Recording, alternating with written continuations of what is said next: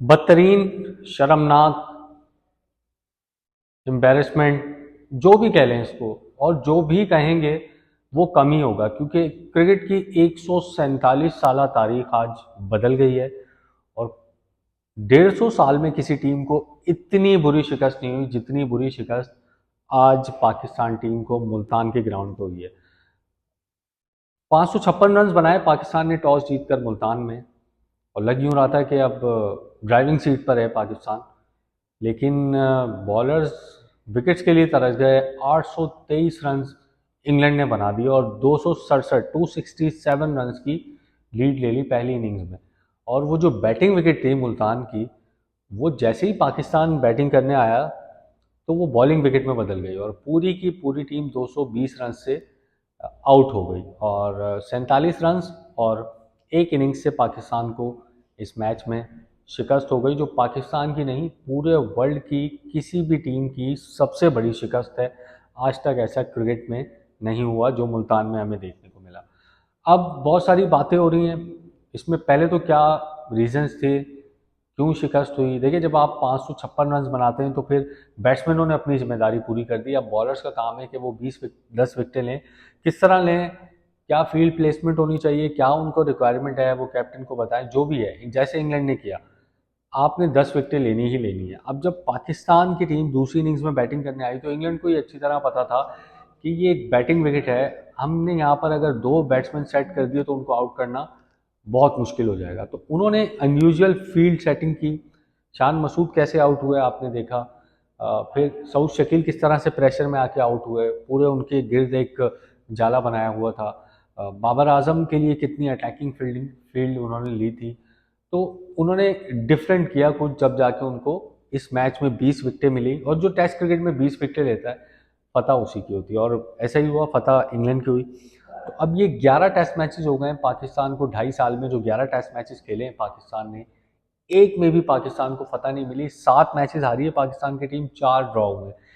मतलब ये worst losing streak है पाकिस्तान की हिस्ट्री की। 1969 से 75 तक पाकिस्तान ने होम ग्राउंड पर 10 टेस्ट मैचेस खेले थे, जिसमें एक हारा था और 9 जो है वो ड्रॉ हुए थे। जीता कोई नहीं था। वो अभी तक की सबसे ख़राब स्ट्रीक थी हमारी। लेकिन यहाँ पर हम 60 टेस्ट मैचेस हार गए, 4 ड्रॉ हुए, एक भी नहीं जीत सके। तो ये हम कह सकते हैं कि ये रिकॉर्ड, मनफी रिकॉर्ड भी पाकिस्तान की ये वाली टीम ने अपने नाम कर लिया। अब जी बातें हो रही हैं शान मसूद। पहले तो वो 6 टेस्ट मैचेस में कप्तानी उन्होंने की, 6 के 6 टेस्ट मैचेस हार गया पाकिस्तान।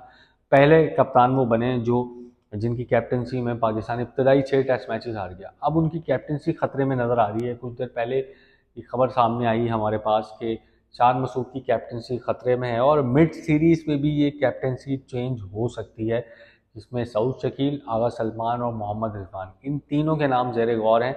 अब ये ज़ेर गौर क्यों है? अभी सिलेक्शन कमेटी अनाउंसमेंट हुई है एक, जिसमें आकिब जावेद को शामिल किया गया। ये पाकिस्तान क्रिकेट बोर्ड ने अनाउंस कर दी है। असद शफीक उसमें शामिल हैं, अलीम डार उसमें शामिल हैं, और जो बाकी के पुराने मेंबर्स हैं और मैनेजमेंट के जो अरकान हैं, कोचेज़ हैं, वो भी उस सिलेक्शन कमेटी में शामिल हैं। तो वो आज मीटिंग करने जा रहे हैं इस हवाले से। वो डिसाइड करेंगे कि कैप्टन नेक्स्ट कौन हो सकता है और क्या शान मसूद को कंटिन्यू रखना चाहिए इस एटलीस्ट इस सीरीज़ के एंड तक, या फिर मिड सीरीज़ में कैप्टन चेंज होना चाहिए। मेरे ख्याल में तो इस सीरीज़ के एंड तक तो आप उनको मौका दें। ऐसे किसी को मिड सीरीज़ में निकाल देना और इस तरह से बाहर कर देना, ये अच्छा नहीं लगता। ये फिर दुनिया की हेडलाइन भी बनेगी कि एक कैप्टन को सीरीज़ के दौरान कैप्टनसी से हटा दिया गया है। तो कम से कम एटलीस्ट 2 टेस्ट मैचेस पाकिस्तान को मज़ीद इंतज़ार करना चाहिए। और बुरी खबर ये है कि दूसरा टेस्ट मैच जो है वो भी मुल्तान में, इस बैटिंग विकेट के ऊपर जो इंग्लैंड को सपोर्ट करती है। जहाँ जहाँ पर आप बैटिंग विकेट पर इंग्लैंड को खिलाएंगे वो उनको 100% सपोर्ट करेगी, क्योंकि उनकी बैटिंग बहुत एग्रेसिव है, नीचे तक बैटिंग आती है उनकी, ऑलराउंडर भी उनकी टीम में अच्छे हैं, सब कुछ है। तो जब तक पाकिस्तान की टीम स्पिन विकेट नहीं बनाएगी मुल्तान में, फास्ट बॉलर की अगर आप बना देंगे, फास्ट बॉलर पे भी आप हारेंगे, क्योंकि फास्ट बॉलर को भी अच्छा खेलते हैं वो। उनको सिर्फ आप स्पिन विकेट बनाकर फंसा सकते हैं, जैसे इंडिया फंसाता है, जैसे श्रीलंका फंसाता है। वो एशिया में जाके हमेशा स्ट्रगल करते हैं। और इससे अंदाज़ा आप लगाइए कि उन्होंने सिर्फ दूसरी मरतबा 150 साल में, ये उनकी सिर्फ दूसरी विक्ट्री है जो उन्होंने एशिया के अंदर इनिंग्स से मैच जीता है। आज से पहले इनिंग्स से मैच सिर्फ एक बार उन्होंने जीता था। कुछ ऐसा करना होगा 15 अक्टूबर से पहले, 15 अक्टूबर को मैच शुरू होगा दूसरा, कि पाकिस्तान स्पिन विकेट बनाए, इंग्लैंड को जाल में फंसाए, क्योंकि अगले 2 टेस्ट मैचेस जीतना शान मसूद के लिए भी बहुत ज़रूरी है और इस टीम के लिए भी बहुत ज़रूरी है। वजह यह है कि आप अगर अगले 2 टेस्ट मैचेस भी हारते हैं तो फिर जो अगली सीरीज़ है वो साउथ अफ्रीका में, वो तो आपने कभी जीते नहीं हो वहाँ पे आप लोग, तो वो भी आपने हारनी है। तो ये स्ट्रीक जो है वो बहुत लंबी हो जाएगी और पाकिस्तान का डिक्लाइन जो है वो बहुत नीचे चला जाएगा, फिर वहाँ से उसको उठाना जो है वो बहुत मुश्किल हो जाएगा। बहुत बड़ी जिम्मेदारी है पाकिस्तान क्रिकेट बोर्ड के ऊपर भी, मुल्तान की इंतज़ामिया के ऊपर भी, क्यूरेटर्स के ऊपर भी, जो टोनी हैमिंग ऑस्ट्रेलिया से। आज शान मसूद ने भी ये कहा कि हम ये एक्सपेक्ट कर रहे थे कि पिच 1.5 से 2 रोज़ बाद फटना शुरू हो जाएगी, यानी क्रैक्स आ जाएंगे उसके अंदर, लेकिन वो नहीं आए। इसीलिए हमने अपनी इनिंग्स को प्रोलॉन्ग किया कि क्रैक्स आना शुरू हो तो हम इंग्लैंड को बैटिंग दें, लेकिन वो नहीं आए, बल्कि वो मज़ीद बैटिंग के लिए अच्छी होती है। तो टोनी हैमिंग का बहुत बड़ा किरदार है कि स्पिन विकेट बनाएं, अपनी होम कंडीशंस का फ़ायदा उठाएं, मैचेस जीतें, दोबारा से विनिंग ट्रैक पर आएँ, पैनिक बटन ना दबाएं। तो पैनिक बटन वैसे दब जाना चाहिए इतनी बुरी परफॉर्मेंस के बाद तो, लेकिन अभी सीरीज़ चल रही है तो इसी को कंटिन्यू रहना चाहिए। उम्मीद करते हैं कि दूसरे टेस्ट में पाकिस्तान की परफॉर्मेंस अच्छी होगी। 7 अक्टूबर से इसमें की मैसेजेस ये हैं कि ऑब्वियसली रिजल्ट्स जो हम चाह रहे थे स्पेशली बांग्लादेश से वो नहीं आए। हमें लगा कि हमने एज ए टेस्ट साइड एक स्टेप लिया सही डायरेक्शन में ऑस्ट्रेलिया के ख़िलाफ़, बट बाय द टाइम हम बांग्लादेश से खेले आई डोंट थिंक हमने उन अच्छी चीज़ों को विनिंग रिजल्ट्स में कन्वर्ट किया।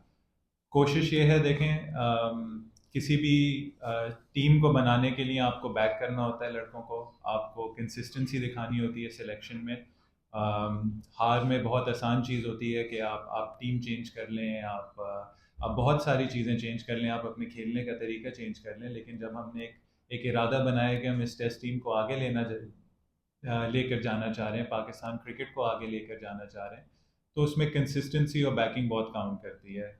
तो सबसे पहले हम रिस्पॉन्सिबिलिटी लेंगे, हम अकाउंटेबल हैं, जो रिजल्ट्स नहीं आए हैं वो अप टू द मार्क नहीं रहे हैं, बट इम्पॉर्टेंट ये चीज़ है कि हम अपने प्लेयर्स को बैक करें।